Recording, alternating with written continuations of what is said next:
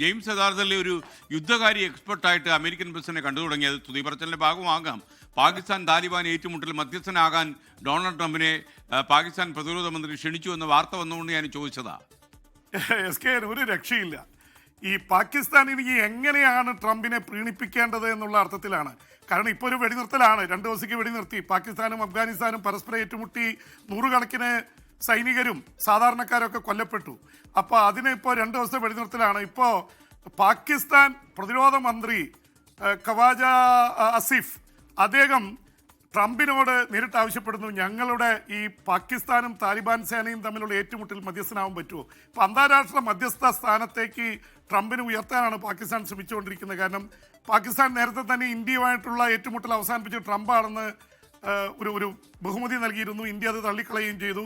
എന്തായാലും ഇപ്പോഴത്തെ ഒരു അവസ്ഥയിൽ ട്രംപിനെ മധ്യസ്ഥനാവാനുള്ള ഒരു നീക്കമാണ് പാകിസ്ഥാൻ നടത്തിയിരിക്കുന്നത്. രണ്ടാമതും സമാധാന നൊബേലിന് അവർ ശുപാർശ ചെയ്യുന്നു എന്ന് പറയുന്നു. അതിനിടയിൽ ഈ പാകിസ്ഥാനും അഫ്ഗാനിസ്ഥാനും തമ്മിലുള്ള പോരാട്ടം, സംഘർഷം മൂക്കാനുള്ള സാധ്യതയാണുള്ളത്. ഇപ്പോൾ 2 ദിവസത്തേക്ക് വെടിനിർത്തലാണ്.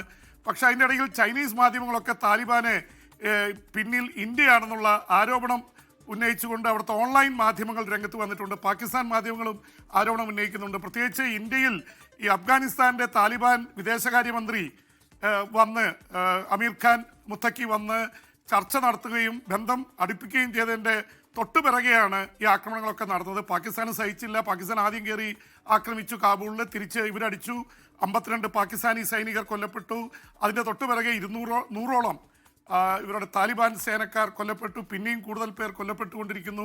അവിടുത്തെ അതിർത്തി അടച്ചിരിക്കുകയാണ്. 2640 കിലോമീറ്റർ ഉണ്ട് അഫ്ഗാനിസ്ഥാൻ പാകിസ്ഥാൻ അതിർത്തി. നമുക്കൊക്കെ അറിയുന്നല്ലോ ഡുറൻ ലൈൻ എന്നാണ് അറിയപ്പെടുന്നത്. ലോകത്തെവിടെയായാലും ഏത് സമയത്തും 24 വാർത്തകളും ഓഗ്മെന്റഡ് റിയാലിറ്റി പാക്കേജുകളും എക്സ്പ്ലെയിനറുകളും വിശദമായി കാണാൻ ഞങ്ങളുടെ യൂട്യൂബ് ചാനൽ നിങ്ങൾക്ക് സബ്സ്ക്രൈബ് ചെയ്യാം.